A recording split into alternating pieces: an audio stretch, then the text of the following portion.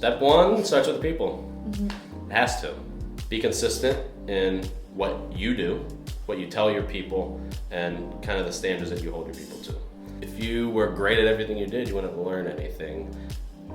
Hey everybody, I'm Maria Campbell from Cooks Who Care, and today I'm bringing you an amazing guest with a background in building teams because he has helped start many organizations, building, growing bigger, and I can't tell you just myself. He's gonna have to tell you his background a little bit to kind of get you started of why you should be listening to him in the first place. Hey guys, my name is Jared Cannon. I am currently the corporate executive chef of Tria here in Philadelphia. I wanted to talk a little bit about building teams today because I think that it's a huge part of having a successful business. There's a shortage of cooks and a shortage of teams. Most recently, prior to, I did some work with the Bruno brothers in Philadelphia. Opened a slew of honey grows in the Philadelphia market, Jersey and New York. Was a integral part of the Iron Hill Brewery company.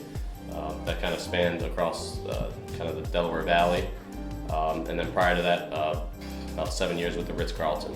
So a lot of really great companies where, when you put employees first, the dividends are tenfold. How do you approach going, okay, well, you're not just a team, but we want to make you an excellent team? The initial approach to really making that excellent team is picking the right people, right? I think a lot of the times interviewees or interviewers like to pick and relate with people that are similar to themselves, right? Yeah. So what happens is you end up with a team that are all like-minded, all have the same kind of goals, and all are kind of like their leader, and sometimes, and most of the time, it bites you in the butt, right? Yeah, so there's issues to that. Right. So I think it always starts with people and selecting and choosing the best team. So there's like the studies that talk about like the pecking order. If you pick people that are too much the same, or like the super chicken. Yep. Like you have 5 super chickens all standing in a row, what happens? They all peck each other to death. Right? But if you actually mix them up, and they did that in a study, right? That they mixed them up and they said, well, people or chickens, right? That were in the lot, completely different from each other, actually survived, produced more, made more eggs, and seemed to live more of a balanced life, where the other ones are broken, bruised, and missing. Yeah, I mean, the genius of it is if you can, and you're lucky enough, right, you're able to almost pair 2 people up together that are almost, they have obviously overlapping strengths, especially in this industry, but the idea is that they kind of contradict each other a little bit, so that each individual is able to lend something to the other, bring them up a little bit. So you're kind of building on their weaknesses by pairing 2 together, and then their strengths are maximized regardless, right? And they make that kind of like balance. Like you don't want them to be exactly the same. That is crucial at the leadership level. Having a chef and a sous chef that butt heads and don't get along and are really good at the same things and not good at others, guess what's going to probably suffer in that kitchen, right? The things they're both not good at. Let's talk about your previous learning experiences and maybe something that didn't go the way you had planned originally. There's so many. Can you share it?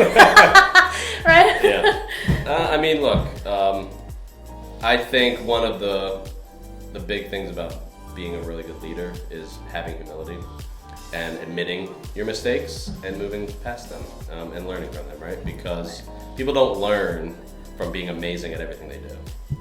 Right?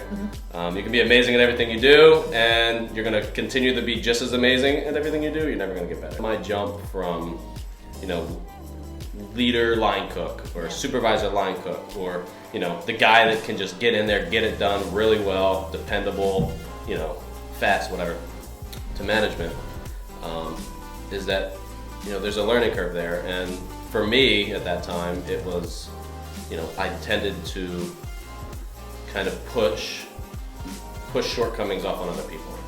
Blame it on, why did this happen? Well, so-and-so, should have been better. They weren't as good, and as a result, this happened.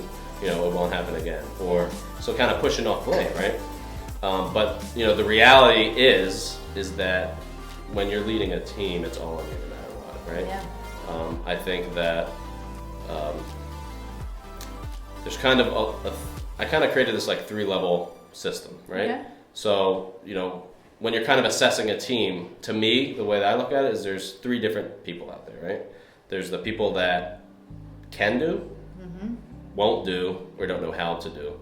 And as a result, it falls on the leader to make sure that everybody is in the can do category, right? Okay. So if they won't do it, then it becomes a coaching conversation. It becomes, let's figure this out. And then if it leads to, kind of dropping off the bottom fish, then that's what you need to do, because it's a toxic, that's a toxic person to have on a team, right? But the real bread and butter is in the don't know how to do, right? Because if I'm not giving you the tools, if I'm not giving you the information, if I'm not setting the expectation or showing you the way that it needs to be done or should be done, right? And you're kind of flying solo, of course you're going to make mistakes. Right. And if there's 5 of those on a team of 8, then that team's not going to operate very effectively, Yes. right? Having the mix of that. Yeah, and that falls on the leader 100%. What can I do better for you? Sit down with your teams and talk to them.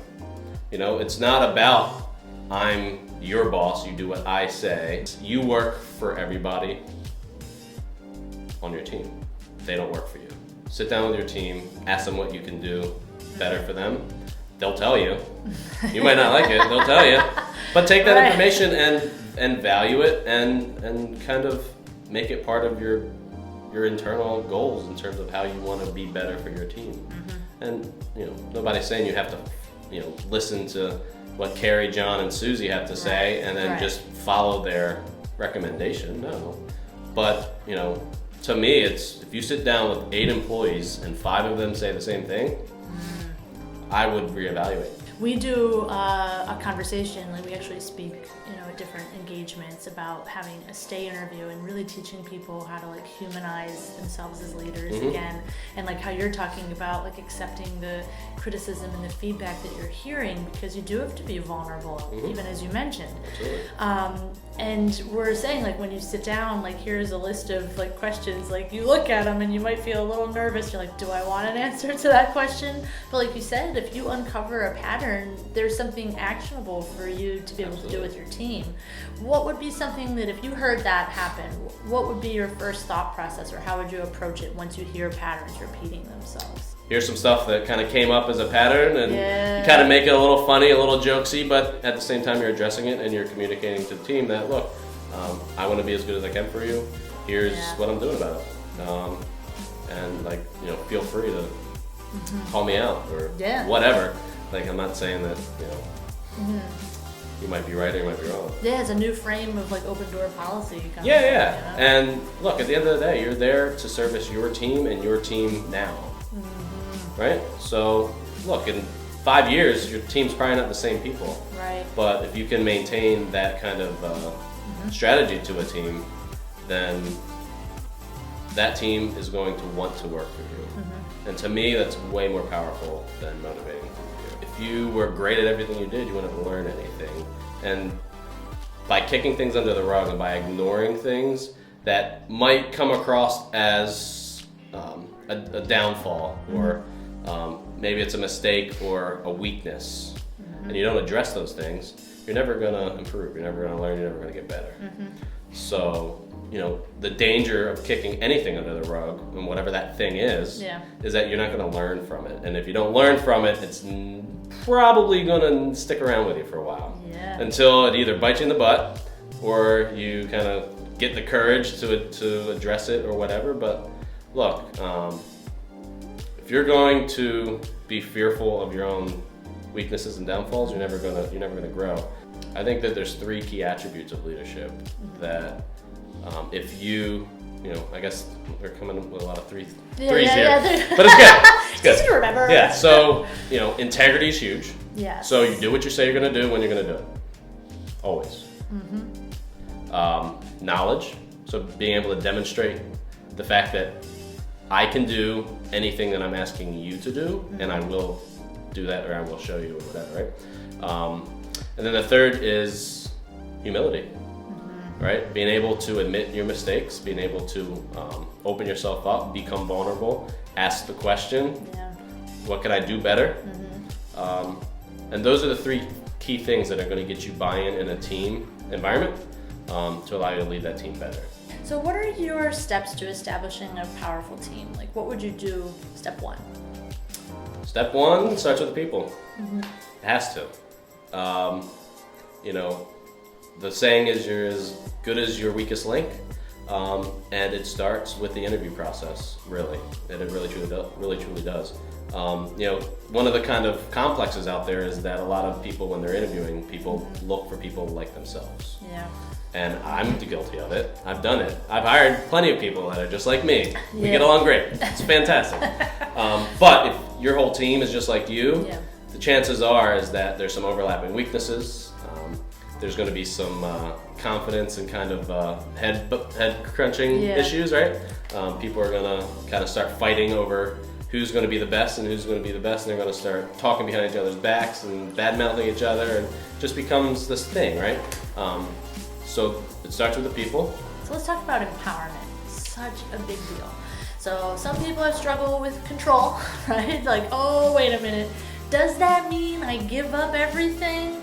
So maybe kind of walk me through this of like how you approach empowerment into building a powerful team. If I don't empower my people, then I'm the one that has to run over, check, all right, we're good. Yes. Or somebody has to come get me to address a situation 10 times throughout a shift or a day, right? Yes. So by not empowering people, you're kind of boggling yourself down a little bit. So to me, empowerment's huge. You gotta do it, you gotta trust your people. If you have the right people in the right places, empowerment comes naturally. We have kind of a comp system in place at Tria that we call unhappy comp. And you would think unhappy comp would mean that it's something that a guest was unsatisfied with their meal. Okay. But really it's about somebody coming in, getting stood up on a date, right? Oh, okay. And that person's like, oh man, and we're like, and the staff are completely empowered to buy that guest a glass of wine, get them some food, make sure they have a meal, enjoy the rest of their night, and move on. Wow, that's an Right? interesting idea. It's pretty cool. Yeah. So I think that having a really powerful team is crucial to the success of any organization, any business, and any kitchen, right? So to me, it's 6 steps. Always starts with finding the right people. Always, always, always, right? Then you need to value those people. You need to commit to them, and you need to make them better at what they do, and never stop. You want to engage your teams, right? So it's the small things. It's, how's your son? Are you doing anything this holiday? They ask for time off, and you try and really accommodate people as much as possible, right? It's setting goals for them. When somebody feels like you're looking out for me, they're going to look out for you, right? So sitting down with them, talking about goals, letting them set their own goals, maybe coaching them through the goals they're trying to set for themselves, but really letting them set their goals, setting goals, and then achieving those goals, right? And hold them accountable to their goals. 5th, celebrate successes. You have to. If you don't celebrate the success, people aren't going to learn good behavior, and if they don't learn good behavior, you're probably going to come across some of the same stuff more so than you probably want to. And lastly, it always dials back to the leader. Be consistent in what you do, what you tell your people, and kind of the standards that you hold your people to. If you can't be consistent yourself, you can't expect your team to be consistent when you ask them or what you ask of them. I want to open myself up. Anybody out there that wants to reach out to me personally, I'd love to have conversations, over and above this kind of stuff. And if not, you can always find me at one of the 5 Tria locations in Philadelphia. We have Tria Cafes, which is kind of an old European Italian wine bar-esque kind of concept. We have 3 locations, 23rd and Pine in Fittler Square, 12th and Spruce in Washington Square, 18th and Samsung by Rittenhouse Square. We have Tria Tap Room at 20th and Walnut, featuring some of the best and most rarest beers in Pennsylvania. And soon in June, we have Tria Wine Garden, which will be about 150 outdoor patio seat wine garden. So you can enjoy the Tria experience outside under the lovely sun with some nice, fresh, kind of Mediterranean-inspired cuisine. And if you're, not in the Philadelphia area, if you ever come see us, Tria. We have 5 locations, just featured in Food and Wine magazine as one of the best wine bars in the country. So, look forward to seeing you and maybe possibly hearing from you.